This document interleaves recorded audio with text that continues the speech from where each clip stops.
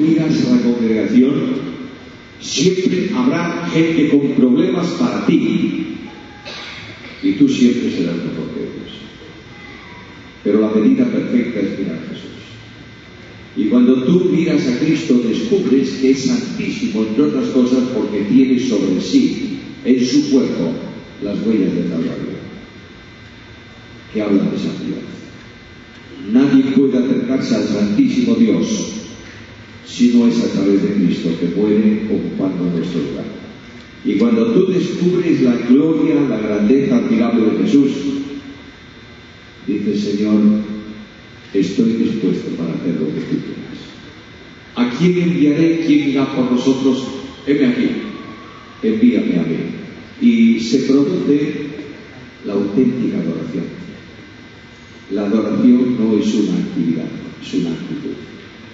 Actitud de compromiso. Hermanos, os ruego por las misericordias de Dios que presentéis vuestros cuerpos en sacrificio vivo, santo, agradable a Dios, que es vuestro culto racional. Ahora, esa obra que Dios hace en Cristo y por Cristo tiene un reflejo en la vida y en la historia de la humanidad. Hechos capítulo 2, versículos 43 al 47. Dice así la palabra del Señor, Hechos capítulo 2: y sobrevino temor a toda persona, y muchas maravillas y señales eran hechas por los apóstoles. Todos los que habían creído estaban juntos y tenían en común todas las cosas, y vendían sus propiedades y sus bienes y los repartían a todos según la necesidad de cada uno, y perseverando unánimes cada día en el templo y partiendo el pan en las casas, comían juntos con alegría y sencillez de corazón, alabando a Dios y teniendo favor con todo el pueblo. Y el Señor añadía cada día a la iglesia los que habían de ser sanos. Cuando estamos hablando de pasajes como este, indudablemente el entorno del pasaje es la iglesia. Y yo sé que todos los presentes sabéis muy bien qué es la iglesia. Y tenéis un conocimiento doctrinal acerca de la iglesia. Pero si me permitís resumir este asunto doctrinal rápidamente, os diré que la iglesia es el propósito eterno de Dios ejecutado en la temporalidad histórica de los hombres. Cuando Pablo habla de iglesia, no habla de un acontecimiento que se produce en un determinado momento, sino que en Efesios, la epístola que yo llamaría la carta magna de la iglesia, en Efesios Pablo arranca la doctrina de la iglesia desde la eternidad. Y dice: os escogió en él antes de la fundación o de la constitución del mundo. Si lo prefieres en palabras del apóstol Pedro, sabiendo que habéis sido rescatados de vuestra vana manera de vivir, la cual recibisteis de vuestros padres, no con cosas corruptibles como oro o plata, sino con la sangre preciosa de Cristo, como de un cordero sin mancha y sin contaminación, ya destinado desde antes de la fundación del mundo. Luego, la iglesia no es un accidente histórico. Hay una teología un tanto extraña que dice que como Cristo Jesús fue rechazado por su pueblo, tuvo que habilitar una vía para aprovechar el tiempo aquí en la tierra, y desgajó una rama del árbol que era Israel y colocó en su lugar a la iglesia, porque Dios no puede, yo no diría, lo digo con mucho respeto, perder el tiempo, sino que tiene que ejecutar algo, no es verdad. La iglesia está en el pensamiento de Dios desde la eternidad. Y en este pensamiento de Dios, los creyentes son alcanzados por la gracia. Yo quiero recordaros verdades fundamentales esta mañana. Nadie busca a Dios. En el momento en que el pecado entra en la experiencia del hombre, desvía su atención y traza para él caminos distintos que nunca convergen en Dios. Cuando el hombre peca en el huerto de Edén, no fue inmediatamente a buscar a Dios y le dijo: perdóname, Señor, mira, me he equivocado. ¿Qué fue lo que hizo Adán? Se escondió. ¿Quién buscó a Adán? Dios. Y pasa el tiempo. Permíteme recordarte aquella otra porción de Isaías. todos nosotros nos descarriamos como ovejas, cada cual se apartó por su camino. Luego, no importa cuál sea el camino que el hombre lleve, no tiene ninguna importancia ese asunto. Puede ser el camino religioso o el camino de la perversión. Me da lo mismo. Ninguno de ellos conduce a Dios. Y alguien me puede decir esta mañana: estás usando textos del Antiguo Testamento para ti todos. Me voy al Nuevo Testamento. Romanos capítulo 3 y versículo 10. No hay justo ni aún. No hay quien entienda. No hay quien busque a Dios. Y como nosotros no buscamos a Dios, es Dios que viene a buscarnos a nosotros. El Hijo del Hombre vino para buscar y salvar lo que se había perdido. La Iglesia es el resultado expresivo de la gracia de Dios. De manera que voy a un texto sencillo, simple, sobre salvación en el Nuevo Testamento, Efesios capítulo 2, versículos 8 y 9, y leo: porque por gracia sois salvos por medio de la fe, y esto no es de vosotros, es un regalo, es un don de Dios, no por obras, para que nadie se gloríe. Y la gracia surge en el corazón de Dios cuando Dios pensó en el propósito de la Iglesia. La gracia no apareció en la historia de nosotros. La gracia es el pilar sustentante de la salvación y está en el pensamiento de Dios antes de la creación del mundo. De otra manera, cuando Dios determina salvar, y Dios determina salvar no porque nos íbamos a perder, sino porque Él quiso hacerlo, cuando Dios determina salvar a los hombres, determina que se salven por gracia mediante la fe. Es una determinación soberana de Dios. Luego, para salvación, la gracia fluye del corazón de Dios. Cuando hablamos de amor de Dios, el amor de Dios descansa en dos grandes pilares. Por un lado descansa en la gracia, por otro lado descansa en la misericordia. La misericordia, que algunas versiones traducen como compasión, mejor será seguir usando el término misericordia. La palabra misericordia es una palabra latina que está compuesta de dos voces: miserere, miseria, y cordia, corazón.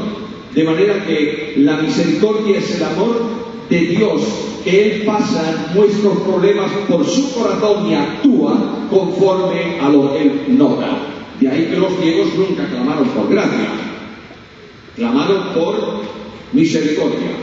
Hijo de David, ten misericordia de mí. Es decir, mira mi miseria, pásala por tu corazón y actúa según lo que tú sientes. De ahí que Jesús diga: ¿qué quieres que haga? Pero la gracia es el amor en descenso. La gracia es el amor que obliga a Dios a descender. Y alguien me puede decir esta mañana: ¿quién va a obligar a Dios? Nadie se obliga a sí mismo. De manera que la gracia es el Dios que viene al encuentro del hombre en su miseria para alcanzarlo. La Iglesia es la expresión de la gracia. Cuando aquel hombre de la iglesia primitiva, Bernabé, llega a Antioquía y ve un grupo de creyentes que han creído en Cristo, no dicen: mira, tu iglesia, qué calamidad de iglesia, vamos a alto todo el mundo, deténganse todos, vamos a establecer un orden en la iglesia, un programa para la iglesia, tiene que ser igual que la iglesia de Jerusalén. No dice eso. Dice que cuando él llegó, vio la gracia de Dios. ¿Lo has notado así? Si tú no ves la iglesia como la manifestación de la gracia, la iglesia es un problema que tú tienes. Porque la iglesia es algo muy curioso. La iglesia, déjame decirlo con toda libertad, permitidme las expresiones libres esta mañana, ¿verdad? No sé, lo vais a hacer, si no vais a escuchar igual. Cuando la iglesia no se ve desde la dimensión de la gracia, es un problema serio. ¿Sabes por qué? Porque en la iglesia el único que crece es Cristo. Y el resto no tiene opción. Todos somos ciegos. Cuando tú estás en la iglesia y la ves como el campo de trabajo tuyo, tú quieres que la cosecha de tu trabajo sea mayor que la de otro. De manera que buscarás el apoyo de la gente, buscarás la asistencia de la gente, buscarás ser el más grande para que cuando tú salgas por la puerta te aplauda todo el mundo. Eso no es iglesia, es egoísmo personal y carne. Dios llama por gracia y salva por gracia. Y la acción salvadora es admirable. El Dios Trino se compromete en la salvación de los hombres. Y decía el otro día que la salvación de los hombres es posible después de la ejecución en la cruz, porque el Padre llama a los pecadores a salvación. No te olvides de esto, por favor. Quien llama a salvación es el Padre. Y alguien me puede decir esta mañana, estás equivocado, Pedrillos, porque yo leo un versículo que te voy a decir y que no es el Padre sino el Hijo. Mateo capítulo 11, versículo 28. Jesús dice: venid a mí, los que estáis trabajados y cargados, yo os haré descansar. ¿Quién lo dice, el Padre o el Hijo? El Hijo. Pero escucha, por favor. Jesús dice también: yo no hablo nada de mí mismo. Por tanto, como verbo de Dios repite el llamado del Padre. Si el Padre no llama, el hombre no se salva. Y el Hijo de Dios, el Señor Jesucristo, a todos los que el Padre llama y vienen a Él, lo recibe, perdona sus pecados, limpia sus manchas, los hace santos en sí mismo, los hace hijos adoptados de Dios en el unigénito del Padre, y la Iglesia es la comunión de los hijos de Dios. ¿Lo entiendes? Bueno, la Iglesia no es la comunión de amigos. La Iglesia no es la comunión vinculante de personas que piensan lo mismo. La Iglesia no es la expresión de un sistema religioso. La Iglesia es la congregación de los hijos de Dios. Y esto es importante. Nunca te atrevas, por favor, a tocar a los Dios. Cuando tú maltratas a un hijo de Dios, te estás exponiendo a que su padre lo defienda. Necesariamente tenemos que tener esto muy claro en nuestra mente. Son mis hermanos. Qué raros son mis hermanos. Bueno, son raros, pero son tus hermanos. Pero lo que tú tienes que entender es que cada uno de esos hermanos tuyos tan raros para ti han costado sangre del Hijo de Dios. La Iglesia es la comunión de los santos. Además, la Iglesia es la residencia digna de Dios en el mundo de hoy. Cuando Dios mandó a Moisés levantar el tabernáculo en el desierto, y Moisés levantó la tienda y colocó los muebles y todas las cosas que sabéis muy bien, ¿qué ocurrió? La gloria de Dios llenó la casa. Y lo que Dios dijo al pueblo que estaba viendo la solemnidad del levantamiento, de la construcción del tabernáculo, lo que Dios dijo es esto: esta casa es mi morada y yo estoy con vosotros. El tabernáculo en sí es una figura del amor de Dios en medio de su pueblo. Dios santísimo residiendo en medio de un pueblo pecador. ¡Oh, qué maravilla tan grande! Y cuando voy al Nuevo Testamento me doy cuenta que la figura se hace realidad asombrosa en Cristo. En Él habita corporalmente toda la plenitud de la vida. Pero cuando Salomón levantó el templo ocurrió lo mismo. Y ahora Cristo dice: terminó el asunto. El velo del templo se abre en dos durante la muerte del Señor o después de la muerte del Señor, y aquel sistema ha terminado. El sacrificio de Cristo perfectísimo suple definitivamente y concluye con todos los sacrificios de la antigua dispensación. Y Dios no habita, dice la Biblia, en templos hechos con mano. Y de pronto, un grupo de personas en Jerusalén. Y de pronto el descenso del Espíritu Santo de Dios. Y de pronto aquel grupo de gente allí reunida es exhibida cósmicamente ante los ángeles que asombrados ven la obra de Dios, como el nuevo santuario de Dios. La iglesia es el templo del Dios viviente. Por el templo de Dios viviente solo es templo de Dios viviente cuando el Dios viviente está en el templo. Si no, simplemente se convierte en una casa. Y cuando voy a la Biblia me doy cuenta que el Dios trino y uno viene a vivir en cada uno de los creyentes una experiencia de templo.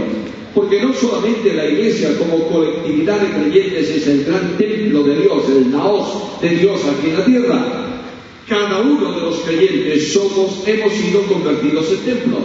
Somos templo de Dios en espíritu. No templo del Espíritu de Dios solamente, sino templos de Dios en espíritu.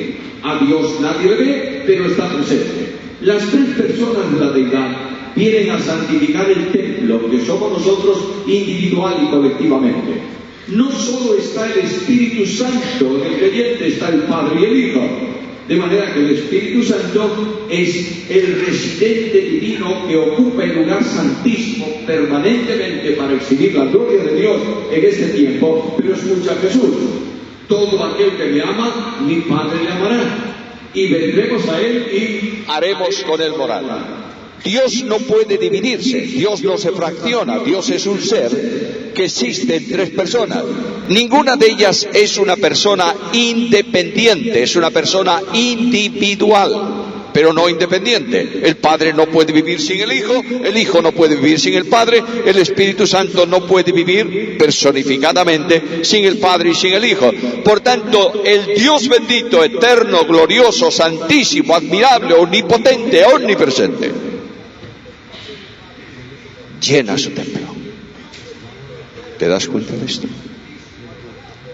A veces vemos la iglesia como una desgracia que soportar y nos olvidamos de verla como el templo de Dios. Oh, si yo viese la iglesia así, sería muy distinto. Muy diferente sería mi comportamiento y mi relación con mis hermanos. La iglesia es el templo de Dios y tiene un sentido admirable. Somos un templo santo en el Señor. Hay a veces una idea un tanto extraña de lo que se llama santidad práctica, que nos hace sentir miserables, perdidos y perversos. Bueno, no dejes de pensarlo, es bueno eso. Que tú te sientas como lo que realmente eres, un pecador perdido, es bueno. Es bueno para que tu orgullo esté bien abajo.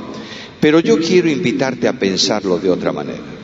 Me levanto el domingo y me peleo con mi esposa. No es verdad. Y mucho menos el domingo. Pero me peleo con ella y vengo al culto medio torcido y me siento. Y me pasan los símbolos y digo: no. Y después de la reunión, el ujier que pasó los símbolos le extraña y me dice: ¿por qué no participaste?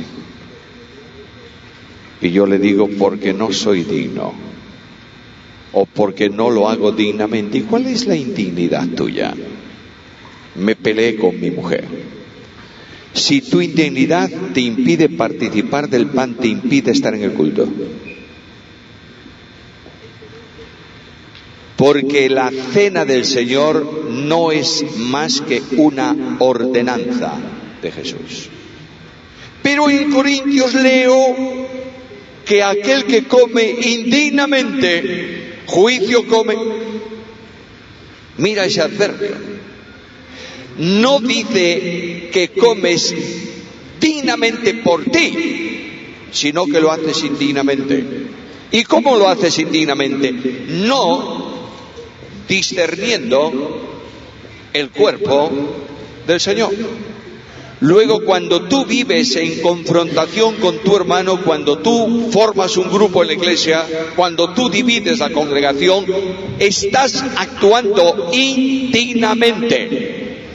Y no puedes hacer nada en la iglesia, ni participar de la cena del Señor, ni cantar siquiera, ni abrir la puerta. Porque tienes que entender que lo glorioso de la iglesia es la unidad de los creyentes en Cristo. ¿Me entiendes? Que somos uno en el Señor. Por tanto, no es que tú te pelees con tu esposa, pobrecita esposa. A lo mejor es ella la que se peleó contigo. Bueno, da lo mismo. Pero lo que quiero decirte es que la relación de comunión con tu esposa expresa la relación más elemental de comunión del cuerpo de Cristo. No puedes vivir una vida honesta delante de Dios teniendo enemistad con tu hermano. Y si tienes enemistad con tu hermano, eres un problema para el Señor y para su espíritu. Y cuando llega ese problema a una dimensión lo suficientemente grave como para establecer sectores, seccionar, cortar la iglesia, hacer una división en la iglesia, el Espíritu Santo ha dado ejemplo de que Él interviene en esas situaciones. Y en la carta a los Corintios dice que como hay algunos que son líderes de un grupo, el de Pablo, el otro el de Cefas, el otro el de Apolos, y los más santurrones de la iglesia, el de Cristo, y son iguales todos, el Espíritu intervino y algunos están enfermos. Y otros debilitados, y otros muertos. No te olvides que el Dios de la Biblia no puede permitir una acción de uno de los suyos contra el propósito y el proyecto de Dios. Es muy solemne eso. Es muy solemne. Antes de dividir la iglesia de Cristo, pide al Señor que te lleve a su presencia.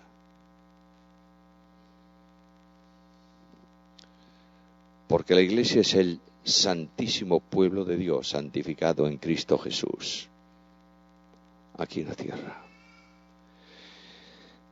Ahora debo correr un poco más. Segunda cosa, ¿cuál es la demanda? Dios tiene un propósito que tiene que ver con el crecimiento de la iglesia. El Señor ha venido para formar su iglesia y a través de ella extender el reino de Dios en la predicación del Evangelio, en la salvación de almas, en la integración del cuerpo, etcétera, etcétera. Y para eso Dios estableció algo estable para que eso no fracase nunca. Leo un versículo: edificado sobre el fundamento de los apóstoles y profetas, siendo la principal piedra del ángulo Jesucristo mismo, en quien todo el edificio bien coordinado va creciendo para ser un templo santo en el Señor, en quien vosotros también sois juntamente edificados para morada de Dios en el Espíritu. Luego, el templo, que es la iglesia de Cristo, es un edificio que crece. En nuestra iglesia en Vigo tenemos un problema ahora mismo, ¿sabéis cuál es? No tenemos espacio. Y yo digo, ¿por qué no crecerá este edificio? Bueno, no crece el edificio por una razón fundamental. Está hecho con piedras muertas que no crecen.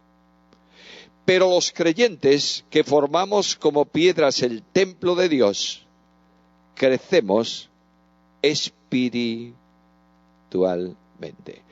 Porque el propósito de Dios es que el templo sea dimensionado a la realidad del que lo habita. Luego, la grandeza de Dios medida en Cristo es el proyecto de Dios para los creyentes. Y lo primero que Dios ha colocado en la iglesia es el fundamento. Esta mañana, tú estás firme, ¿sabes por qué? Porque estás en Cristo. La grandeza de la iglesia es que las puertas del Hades no prevalecen contra ellas. ¿Por qué? Porque está sobre la roca. Y los problemas pueden venir. Y los templos físicos pueden ser destruidos. Y los creyentes pueden ser encarcelados. Pero seguimos sobre la roca que es Cristo. Oh, qué bendición tan grande saber que esta mañana este pueblo con tantas imperfecciones, con tantos problemas, con tantas limitaciones, descansa estable sobre Jesús. Y no hay nada ni nadie que pueda alterar esa grandeza. ¿Algo más? escucha, asiéndose de la cabeza, en virtud de quien todo el cuerpo, nutriéndose y uniéndose por las coyunturas y ligamentos, crece. ¿Cómo? Con el crecimiento que da Dios. Yo quisiera entender esto en mi vida continuamente. Muchas veces caigo en la tentación de pensar que la iglesia donde yo estoy es mi iglesia. Y caigo en la tentación de pensar que solamente yo puedo predicar en la iglesia. Y caigo en la tentación de pensar que yo solamente, no es así, pero sí que es así. Y que yo soy el único que sé hacer esto porque lo he aprendido de otros. No, señor. El crecimiento de la iglesia y la solidez de la iglesia no obedece a ningún creyente. Lo da Dios, lo hace Dios. Dios es el que impulsa, el que hace crecer, el que da los dones, el que orienta el camino, el que da las bendiciones, el que da el poder, el que salva las almas. La iglesia no es tuya, hermano querido. Tú estás en ella y esa es la gran bendición. Pero la iglesia es del Señor. ¿Algo más? El crecimiento tiene que ver con la entrega de los miembros al servicio, los unos de los otros. Bueno, he creído en Cristo, me han bautizado, soy miembro de la iglesia, estoy en el registro, pero nada más. No. El creyente es integrado en el cuerpo como miembro. ¿Lo entiendes o no? Es que yo no estoy conforme en donde me han puesto. Y como no me dan otro sitio, pues no hago nada. Pues eres un problema. Y tienes un problema. Yo tengo un cuerpo, tú también. Y tú te has fijado, fíjate un segundo solo, aprecia. Mira qué chiquitita es esta falange del dedo meñique. ¿Qué importancia tiene eso? Cuando eso se inflama, ¿qué?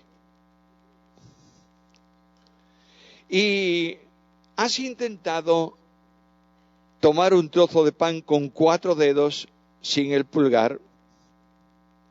Es que el pulgar estorba. No estorba. Hace su función. Pero yo nunca oí al pulgar de mi mano derecha decir yo quiero ser la tibia. No lo oí. Es más, yo le digo a mi mano derecha, levanta las gafas. Mira, lo han levantado. Y la izquierda no dice, ¿por qué no a mí? No. Y si lo dijera yo le diría, porque quiero. Y es suficiente. Porque cada uno de los miembros está coordinado ¿por quién? Por la cabeza. Luego, ¿tú crees que Jesús es el Señor o no? ¿Lo crees? Deja de decirlo y comienza a actuar. Es el Señor cuando tú eres el siervo. Y cuando tú estás diciendo al Señor permanentemente ¿qué quieres que haga? Y no te molesta. Teníamos un hombre en la iglesia hace un tiempo que él quería enseñar en las escuelas bíblicas del domingo. ¿Conocía la Biblia? Sí, conocía la Biblia.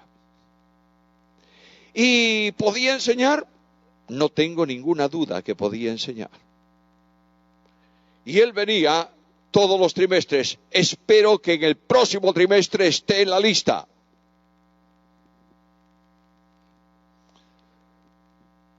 Y un día me lo dijo así, de forma enérgica al salir. Espero que el próximo trimestre esté en la lista. Yo le dije, no vas a estar. ¿Cómo?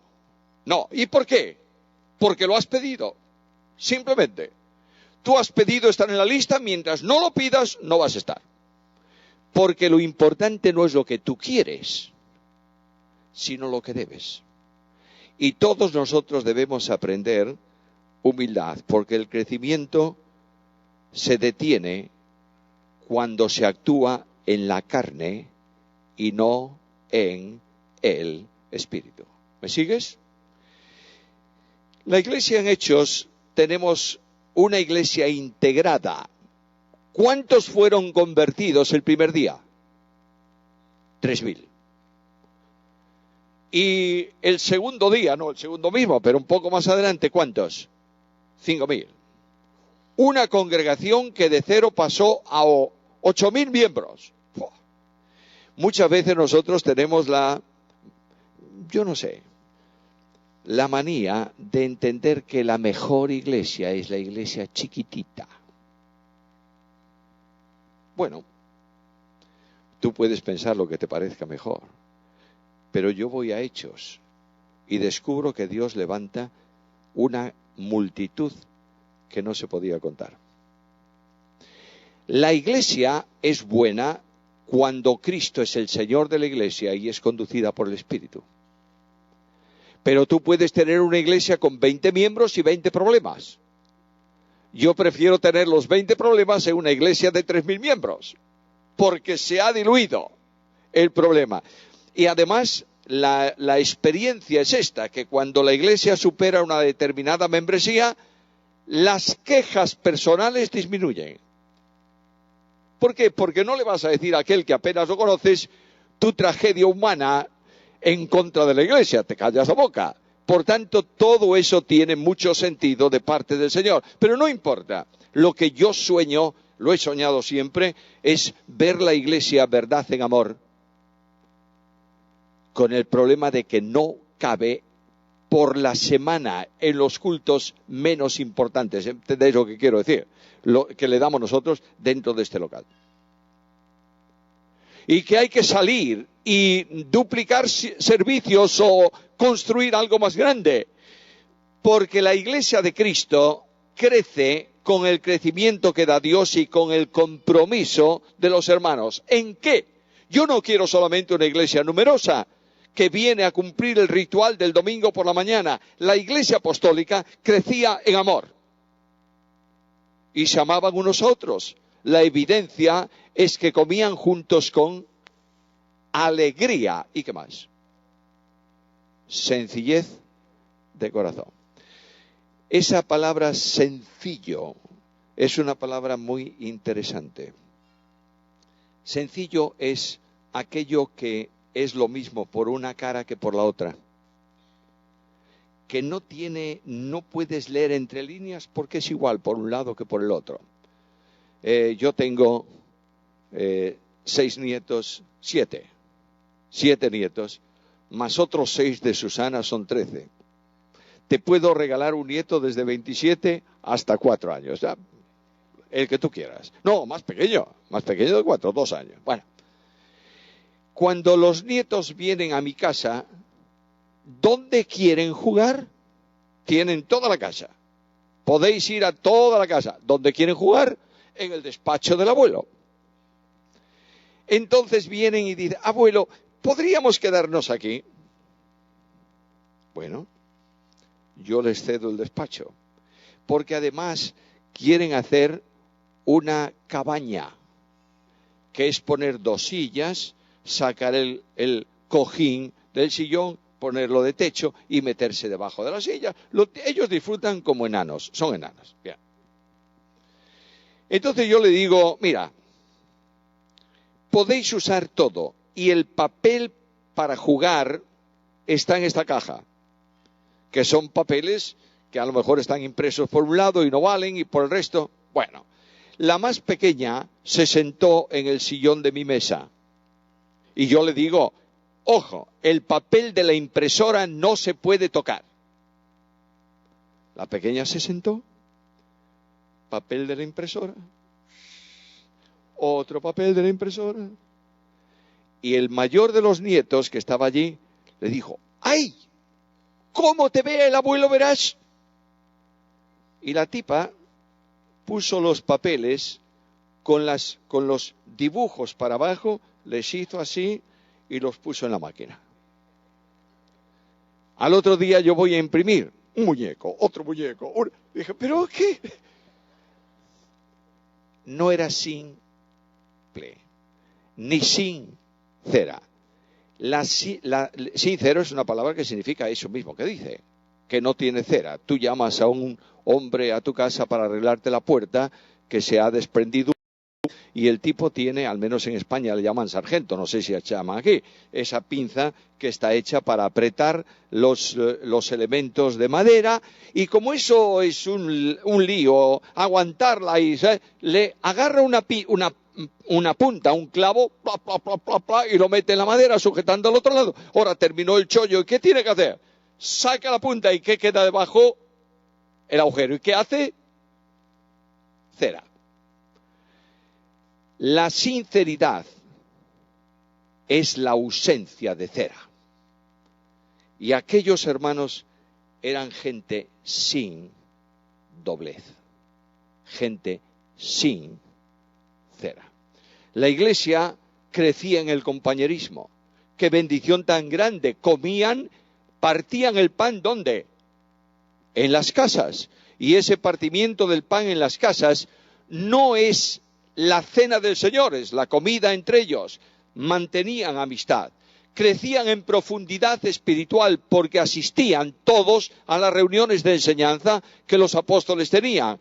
Crecían en la evangelización, extendiendo el evangelio, crecían en tamaño, y Dios añadía cada mes,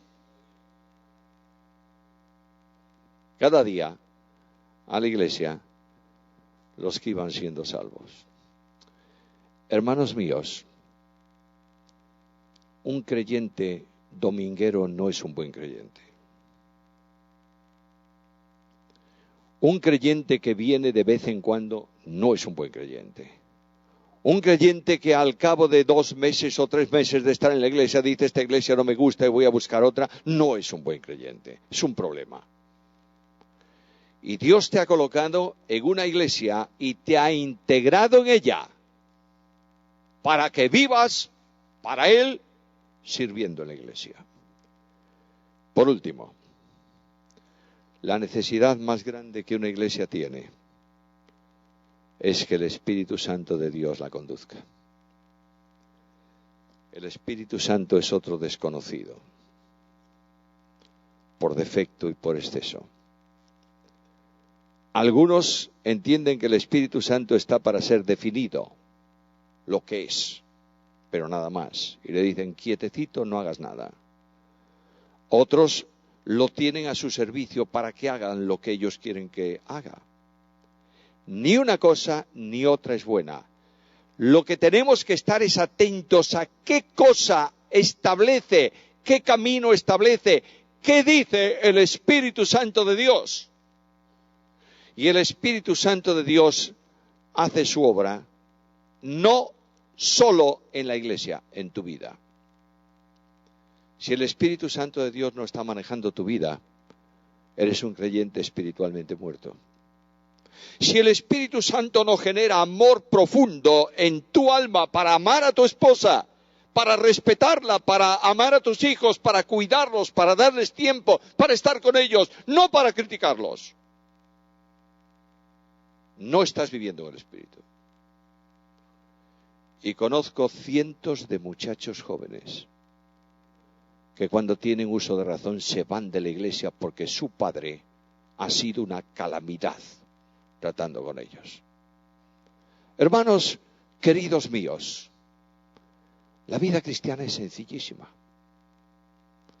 Andad en el Espíritu. En cierta ocasión se compró en uno de los municipios de Italia un enorme bloque de mármol. Y aquellas autoridades se encargaron a un escultor que trabajase el mármol y hiciese una estatua. Querían hacer la estatua de David. El escultor tomó sus herramientas, pla, pla, pla, pla, pla, y al cabo de un año no había hecho nada más que estropear parte del bloque. Vino otro, lo mismo. De manera que un día dijeron: mejor será tirar el bloque de mármol, porque parece que no sirve. Y uno se acordó y dijo: oye, a lo mejor le vale al loco de Miguel Ángel. Y lo llevaron allí y le dijeron: ¿quieres ese bloque o lo tiramos? Y dice: me lo llevo. Y lo llevó a su taller. Durante un año trabajó en el bloque. Y un día llamó a todas las autoridades a su estudio y sacó un lienzo que tenía por encima y debajo la estatua de David de Miguel Ángel. Impresionante. ¿Por qué? Porque sabía manejar las herramientas. El único que puede transformar tu vida es Jesús. El único que puede cambiar tu existencia es el Espíritu Santo de Dios. Cuando tú pones tu vida y dices al Señor, aquí estoy, Señor, y te entregas sin reserva a Él, cambia tu vida y cambia la iglesia. Te integra en la congregación y tú puedes ser instrumento de bendición a otros y alabanza para su gloria. Dios añada sobre vosotros su bendición.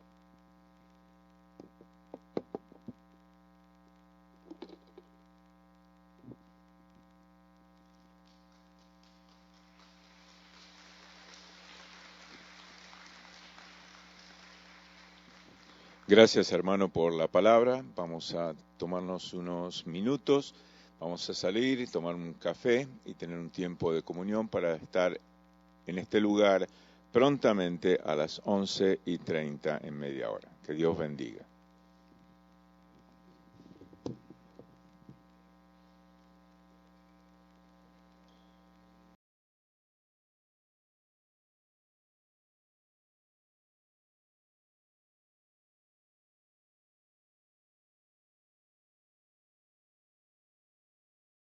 Miras a la congregación, siempre habrá gente con problemas para ti y tú siempre serás mejor que ellos. Pero la medida perfecta es mirar a Jesús. Y cuando tú miras a Cristo descubres que es santísimo, entre otras cosas, porque tiene sobre sí, en su cuerpo, las huellas del Calvario, que hablan de santidad. Nadie puede acercarse al Santísimo Dios si no es a través de Cristo, que puede ocupando nuestro lugar. Y cuando tú descubres la gloria, la grandeza admirable de Jesús, dices, Señor, estoy dispuesto para hacer lo que tú quieras. ¿A quién enviaré? ¿Quién irá por nosotros? Heme aquí, envíame a mí. Y se produce la auténtica adoración. La adoración no es una actividad, es una actitud. Actitud de compromiso. Hermanos, os ruego por las misericordias de Dios que presentéis vuestros cuerpos en sacrificio vivo, santo, agradable a Dios, que es vuestro culto racional. Ahora, esa obra que Dios hace en Cristo y por Cristo tiene un reflejo en la vida y en la historia de la humanidad. Hechos capítulo 2, versículos 43 al 47. Dice así la palabra del Señor, Hechos capítulo 2, y sobrevino temor a toda persona, y muchas maravillas y señales eran hechas por los apóstoles. Todos los que habían creído estaban juntos y tenían en común todas las cosas, y vendían sus propiedades y sus bienes y los repartían a todos según la necesidad de cada uno, y perseverando unánimes cada día en el templo y partiendo el pan en las casas, comían juntos con alegría y sencillez de corazón, alabando a Dios y teniendo favor con todo el pueblo. Y el Señor añadía cada día a la iglesia los que habían de ser sanos. Cuando estamos hablando de pasajes como este, indudablemente el entorno del pasaje es la iglesia. Y yo sé que todos los presentes sabéis muy bien qué es la iglesia.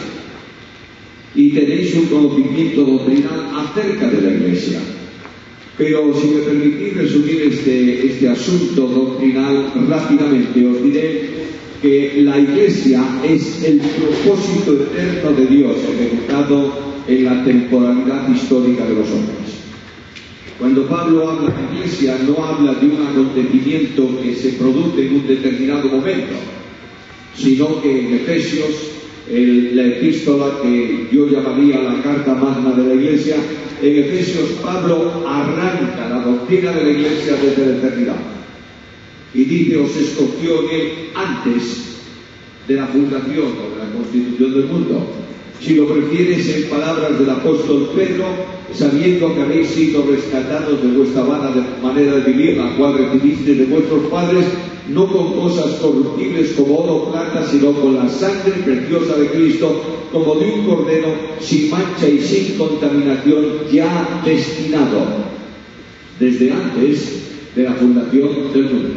Luego, la Iglesia no es un accidente histórico. Hay una teología un tanto extraña que dice que como Cristo Jesús fue rechazado por su pueblo, tuvo que habilitar una vía para aprovechar el tiempo aquí en la tierra, y desgajó una rama del árbol que era Israel y colocó en su lugar a la Iglesia, porque Dios no puede, yo no diría, lo digo con mucho respeto, perder el tiempo, sino que tiene que ejecutar algo, no es verdad. La Iglesia está en el pensamiento de Dios desde la eternidad. Y en este pensamiento de Dios, los creyentes son alcanzados por la gracia. Yo quiero recordaros verdades fundamentales esta mañana. Nadie busca a Dios. En el momento en que el pecado entra en la experiencia del hombre, desvía su atención y traza para él caminos distintos que nunca convergen en Dios. Cuando el hombre peca en el huerto de Edén, no fue inmediatamente a buscar a Dios y le dijo: perdóname, Señor, mira, me he equivocado. ¿Qué fue lo que hizo Adán? Se escondió. ¿Quién buscó a Adán? Dios. Y pasa el tiempo. Permíteme recordarte aquella otra porción de Isaías. Todos nosotros nos descarriamos como ovejas, cada cual se apartó por su camino. Luego, no importa cuál sea el camino que el hombre lleve, no tiene ninguna importancia ese asunto. Puede ser el camino religioso o el camino de la perversión. Me da lo mismo. Ninguno de ellos conduce a Dios. Y alguien me puede decir esta mañana: estás usando textos del Antiguo Testamento para ti todos. Me voy al Nuevo Testamento. Romanos capítulo 3 y versículo 10. No hay justo, ni aún. No hay quien entienda. No hay quien busque a Dios. Y como nosotros no buscamos a Dios, es Dios que viene a buscarnos a nosotros. El Hijo del Hombre vino para buscar y salvar lo que se había perdido. La Iglesia es el resultado expresivo de la gracia de Dios. De manera que voy a un texto sencillo, simple, sobre salvación en el Nuevo Testamento, Efesios capítulo 2, versículos 8 y 9, y leo: porque por gracia sois salvos por medio de la fe, y esto no es de vosotros, es un regalo, es un don de Dios, no por obras, para que nadie se gloríe. Y la gracia surge en el corazón de Dios cuando Dios pensó en el propósito de la Iglesia. La gracia no apareció en la historia de nosotros. La gracia es el pilar sustentante de la salvación y está en el pensamiento de Dios antes de la creación del mundo. De otra manera, cuando Dios determina salvar, y Dios determina salvar no porque nos íbamos a perder, sino porque Él quiso hacerlo, cuando Dios determina salvar a los hombres, determina que se salven por gracia mediante la fe. Es una determinación soberana de Dios. Luego, para salvación, la gracia fluye del corazón de Dios. Cuando hablamos de amor de Dios, el amor de Dios descansa en dos grandes pilares. Por un lado descansa en la gracia, por otro lado descansa en la misericordia. La misericordia, que algunas versiones traducen como compasión, mejor será seguir usando el término misericordia. La palabra misericordia es una palabra latina que está compuesta de dos voces: miserere, miseria, y cordia, corazón. De manera que la misericordia es el amor de Dios, que Él pasa nuestros problemas por su corazón y actúa conforme a lo que Él no da. De ahí que los ciegos nunca clamaron por gracia, clamaron por misericordia. Hijo de David, ten misericordia de mí. Es decir, mira mi miseria, pásala por tu corazón y actúa según lo que tú sientes. De ahí que Jesús diga: ¿qué quieres que te haga? Pero la gracia es el amor en descenso. La gracia es el amor que obliga a Dios a descender. Y alguien me puede decir esta mañana, ¿quién va a obligar a Dios? Nadie se obliga a sí mismo.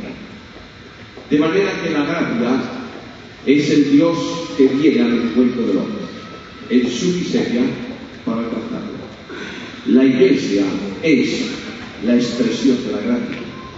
Cuando aquel hombre de la iglesia primitiva, Bernabé, llega a Antioquía y ve un grupo de creyentes que han creído en Cristo, no dicen, mira, tu iglesia, qué calamidad de iglesia, vamos a alto todo el mundo, deténganse todos, vamos a establecer un orden en la iglesia, un programa para la iglesia, tiene que ser igual que la iglesia de Jerusalén. No dice eso.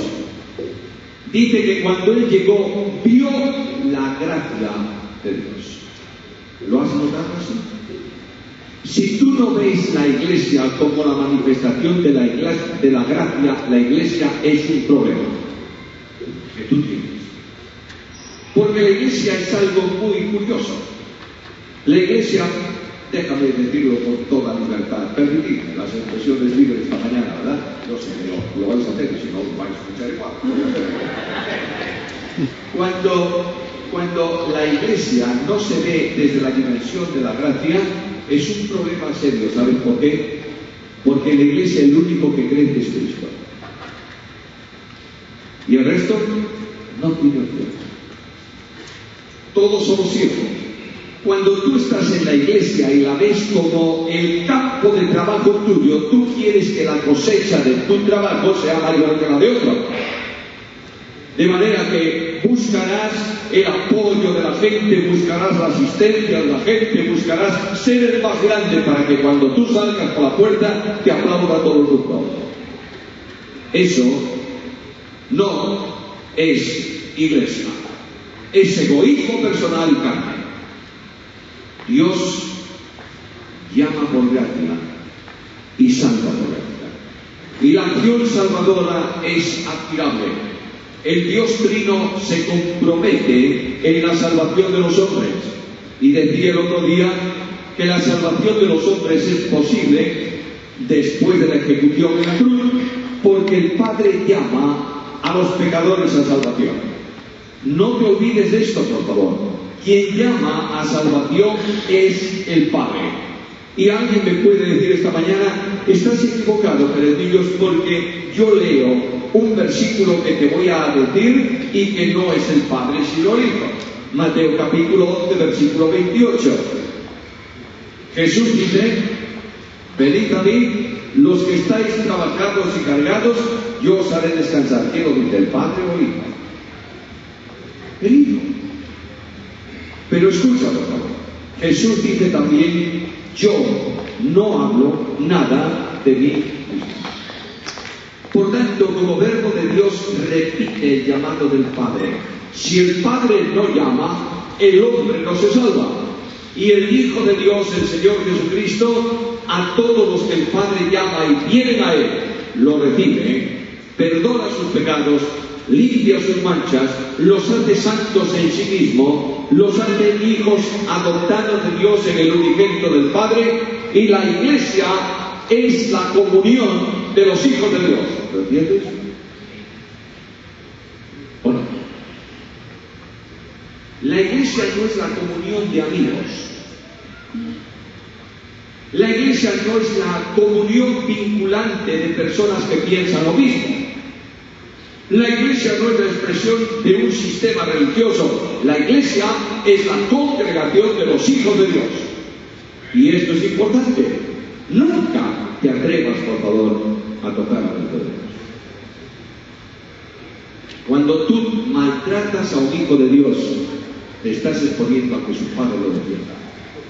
Necesariamente tenemos que tener esto muy claro en nuestra mente. Son mis hermanos. Qué raros son mis hermanos. Bueno, son raros, pero son tus hermanos.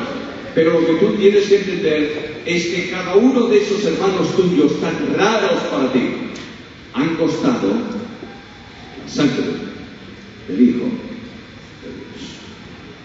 La Iglesia es la comunión de los santos. Además, la Iglesia es la residencia plena de Dios en el mundo de hoy.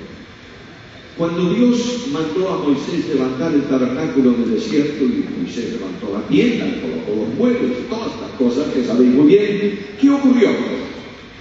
La gloria de Dios llenó la casa.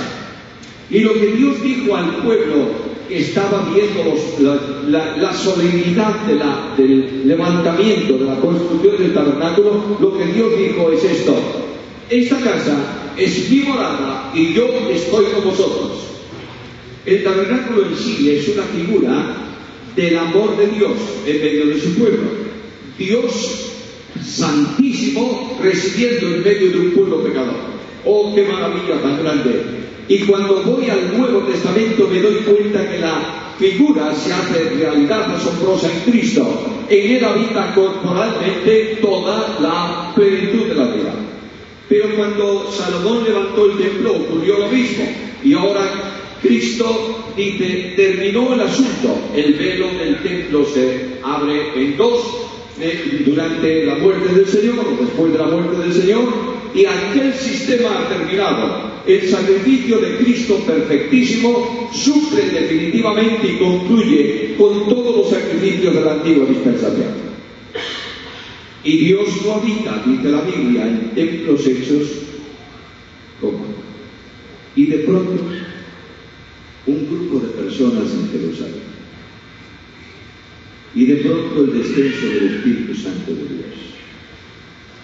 Y de pronto aquel grupo de gente allí reunida es exhibida cósmicamente ante los ángeles que asombrados ven la obra de Dios, como el nuevo santuario de Dios. La Iglesia es el templo del Dios viviente. Por el templo de Dios viviente solo es templo de Dios viviente cuando el Dios viviente está en el templo. Si no, simplemente se convierte en una casa.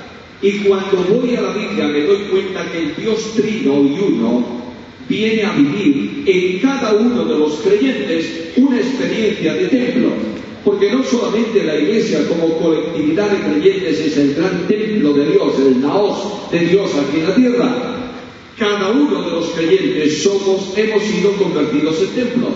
Somos templo de Dios en espíritu.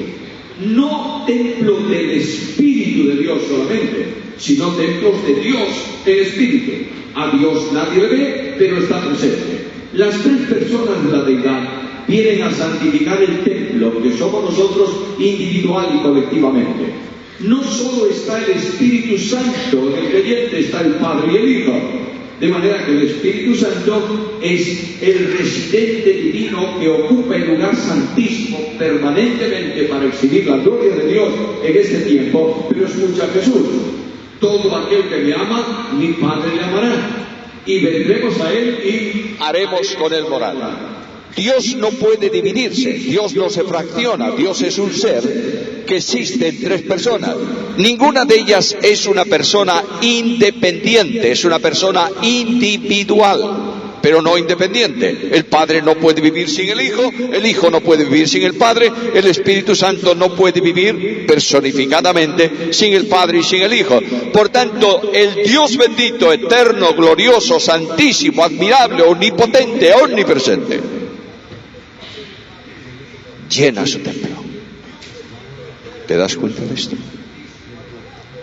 A veces vemos la Iglesia como una desgracia que soportar y nos olvidamos de verla como el templo de Dios. Oh, si yo viese la Iglesia así, sería muy distinto. Muy diferente sería mi comportamiento y mi relación con mis hermanos. La Iglesia es el templo de Dios y tiene un sentido admirable. Somos un templo santo en el Señor.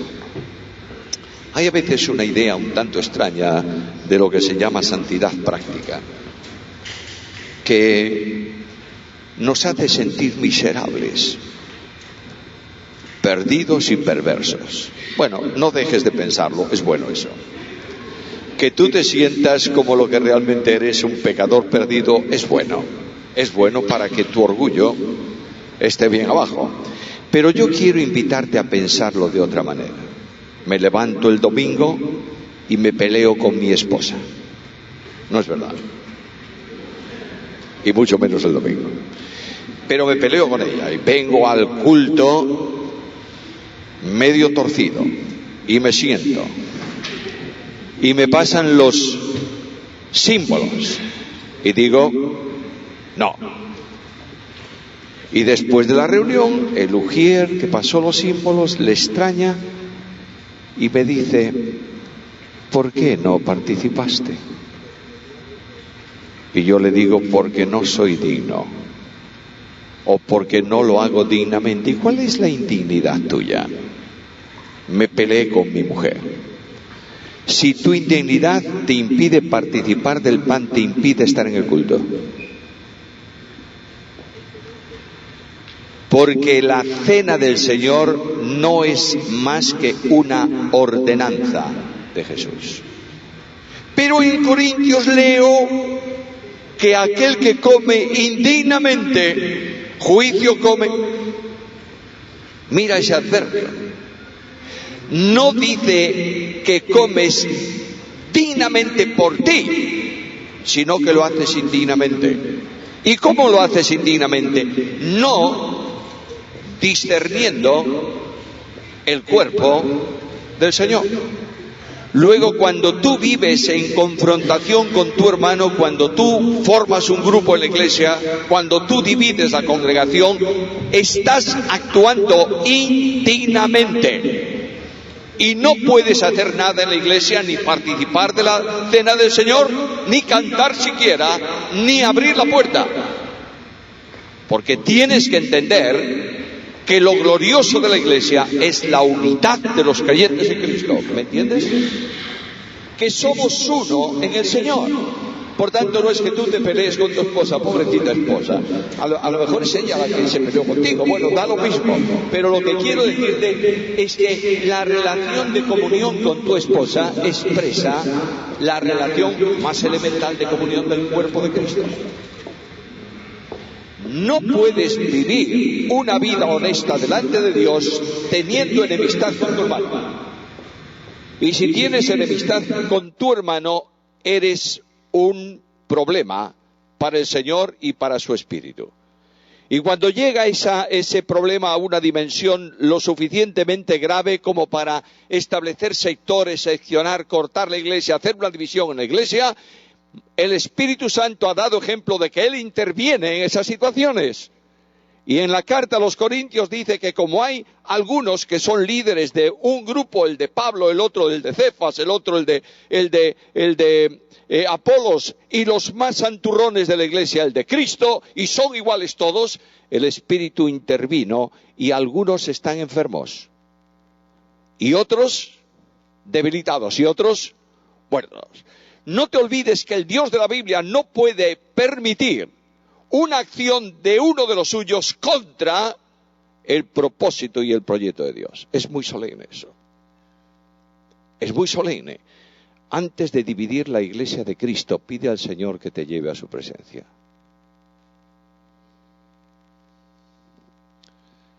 Porque la iglesia es el santísimo pueblo de Dios, santificado en Cristo Jesús, aquí en la tierra.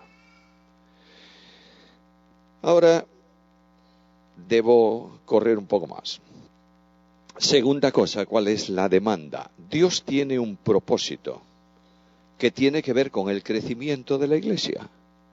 El Señor ha venido para formar su iglesia y a través de ella extender el reino de Dios en la predicación del Evangelio, en la salvación de almas, en la integración del cuerpo, etcétera, etcétera. Y para eso Dios estableció algo estable para que eso no fracase nunca.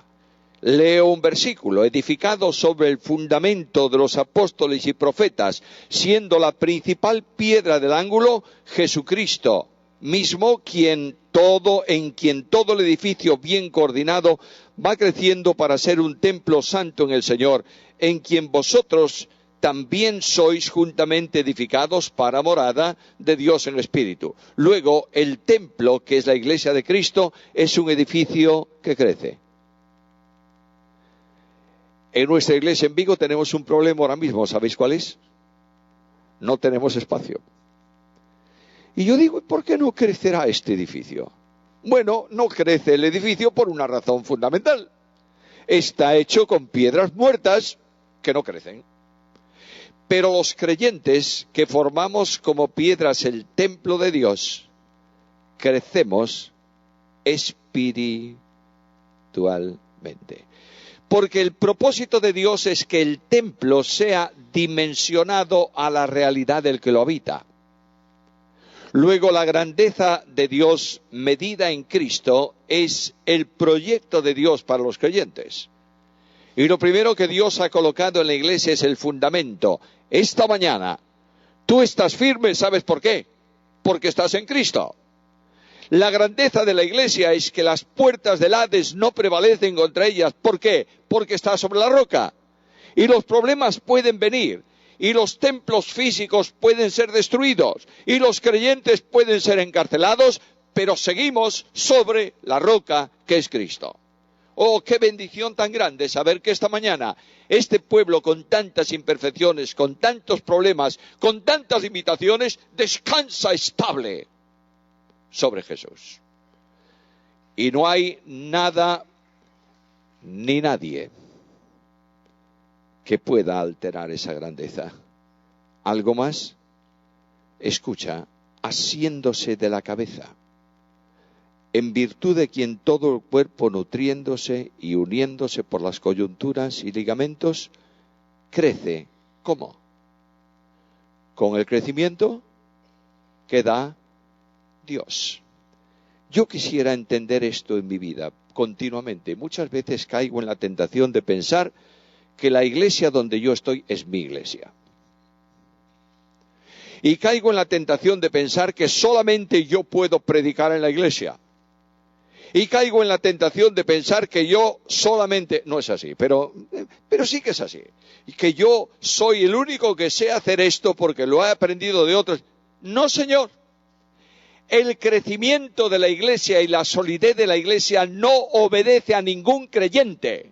Lo da Dios, lo hace Dios. Dios es el que impulsa, el que hace crecer, el que da los dones, el que orienta el camino, el que da las bendiciones, el que da el poder, el que salva las almas. La iglesia no es tuya, hermano querido. Tú estás en ella y esa es la gran bendición. Pero la iglesia es del Señor. ¿Algo más? El crecimiento tiene que ver con la entrega de los miembros al servicio, los unos de los otros. Bueno, he creído en Cristo, me han bautizado, soy miembro de la iglesia, estoy en el registro, pero nada más. No. El creyente es integrado en el cuerpo como miembro. ¿Lo entiendes o no? Ah, es que yo no estoy conforme en donde me han puesto. Y como no me dan otro sitio, pues no hago nada. Pues eres un problema. Y tienes un problema. Yo tengo un cuerpo, tú también. Y tú te has fijado, fíjate un segundo solo, aprecia. Mira qué chiquitita es esta falange del dedo meñique. ¿Qué importancia tiene eso? Cuando eso se inflama, ¿qué? Y has intentado tomar un trozo de pan con 4 dedos sin el pulgar. Es que el pulgar estorba. No estorba. Hace su función. Pero yo nunca oí al pulgar de mi mano derecha decir yo quiero ser la tibia. No lo oí. Es más, yo le digo a mi mano derecha, levanta las gafas. Mira, lo han levantado. Y la izquierda no dice, ¿por qué no a mí? No. Y si lo dijera yo le diría, porque quiero. Y es suficiente. Porque cada uno de los miembros está coordinado ¿por quién? Por la cabeza. Luego, ¿tú crees que Jesús es el Señor o no? ¿Lo crees? Deja de decirlo y comienza a actuar. Es el Señor cuando tú eres el siervo. Y cuando tú estás diciendo al Señor permanentemente ¿qué quieres que haga? Y no te molesta. teníamos un hombre en la iglesia hace un tiempo que él quería enseñar en las escuelas bíblicas del domingo. ¿Conocía la Biblia? Sí, conocía la Biblia. ¿Y podía enseñar? No tengo ninguna duda que podía enseñar. Y él venía todos los trimestres. Espero que en el próximo trimestre esté en la lista.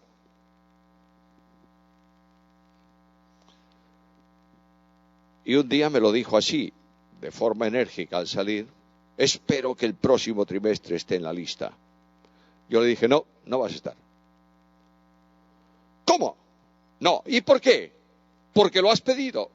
Simplemente. Tú has pedido estar en la lista, mientras no lo pidas, no vas a estar. Porque lo importante no es lo que tú quieres, sino lo que debes. Y todos nosotros debemos aprender humildad, porque el crecimiento se detiene cuando se actúa en la carne y no en el Espíritu. ¿Me sigues? La iglesia en Hechos, tenemos una iglesia integrada. ¿Cuántos fueron convertidos el primer día? 3.000. Y el segundo día, no el segundo mismo, pero un poco más adelante, ¿cuántos? 5.000. Una congregación que de 0 pasó a 8.000 miembros. Muchas veces nosotros tenemos la manía de entender que la mejor iglesia es la iglesia chiquitita. Bueno, tú puedes pensar lo que te parezca mejor, pero yo voy a Hechos y descubro que Dios levanta una multitud que no se podía contar. La iglesia es buena cuando Cristo es el Señor de la iglesia y es conducida por el Espíritu. Pero tú puedes tener una iglesia con 20 miembros y 20 problemas. Yo prefiero tener los 20 problemas en una iglesia de 3.000 miembros, porque se ha diluido el problema. Y además, la experiencia es esta, que cuando la iglesia supera una determinada membresía, las quejas personales disminuyen. ¿Por qué? Porque no le vas a decir a aquel que apenas lo conoces tu tragedia humana en contra de la iglesia, te callas la boca. Por tanto, todo eso tiene mucho sentido de parte del Señor. Pero no importa, lo que yo sueño, lo he soñado siempre, es ver la iglesia verdad en amor, con el problema de que no cabe por la semana en los cultos menos importantes. ¿Entendéis lo que quiero decir? Lo que le damos nosotros dentro de este local. Y que hay que salir y duplicar servicios o construir algo más grande. Porque la iglesia de Cristo crece con el crecimiento que da Dios y con el compromiso de los hermanos. ¿En qué? Yo no quiero solamente una iglesia numerosa que viene a cumplir el ritual del domingo por la mañana. La iglesia apostólica crecía en amor. Y se amaban unos a otros. La evidencia es que comían juntos con alegría. ¿Y qué más? Sencillez de corazón. Esa palabra sencillo es una palabra muy interesante. Sencillo es aquello que es lo mismo por una cara que por la otra. Que no puedes leer entre líneas porque es igual por un lado que por el otro. Yo tengo 7 nietos, más otros 6 de Susana, son 13. Te puedo regalar un nieto desde 27 hasta 4 años, ¿ya? El que tú quieras. No, más pequeño de 4, 2 años. Bueno, cuando los nietos vienen a mi casa, ¿dónde quieren jugar? Tienen toda la casa. Podéis ir a toda la casa. ¿Dónde quieren jugar? En el despacho del abuelo. Entonces vienen y dicen, abuelo, ¿podríamos quedarnos aquí? Bueno, yo les cedo el despacho. Porque además quieren hacer una cabaña, que es poner 2 sillas, sacar el cojín del sillón, ponerlo de techo y meterse debajo de la silla. Ellos disfrutan como enanos, son enanos. Bien.